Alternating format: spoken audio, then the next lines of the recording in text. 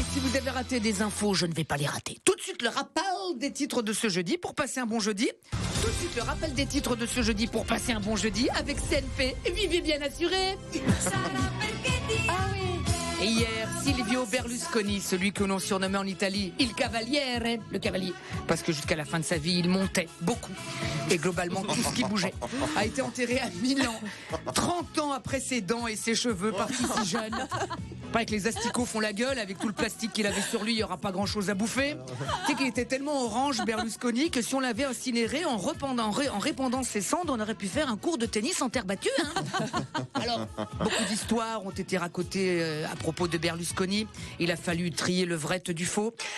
Mais moi, j'ai envie de lui dire... Personne dans le monde ne marche du même pas. Voilà, c'était Arnold et Willy diffusé en boucle sur la 5. Ciao Silvio, repose en pute. En paix. Pardon. Bonne nouvelle, après plusieurs mois d'incertitude, c'est finalement M6 et France Télévisions qui diffuseront les matchs de la Coupe du Monde de foot féminin. Se partager des filles. Voilà un bel hommage à Berlusconi et ses soirées bunga bunga. Au Japon, des cours pour apprendre à sourire sont en plein boom actuellement. Des cours pour apprendre à sourire, oui. Paraît que pour devenir prof de ces cours particuliers, c'est très dur. Hein. Ah oui. L'épreuve consiste à faire sourire Michel Sardou. Tiens, oui, ça c'est dur. Un salarié d'Auchan a été mis à pied car il chantait trop fort dans les rayons. N'importe quoi. En plus, il paraît qu'il chantait une chanson très corporate. Hein. Aux Champs-Élysées. Aux Champs-Élysées. Du lundi au samedi, on vous offre les meilleurs prix. Leclerc ne peut pas s'aligner aux Champs-Élysées. Bien, bravo.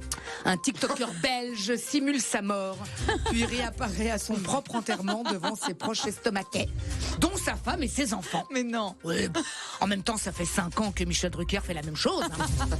Aujourd'hui, Johnny Hallyday aurait eu 80 ans. Ouais. Et 5 ans après sa mort, ses fans lui rendront hommage, entre autres, devant cette statue en bronze inaugurée en 2021 devant le ministère des Finances.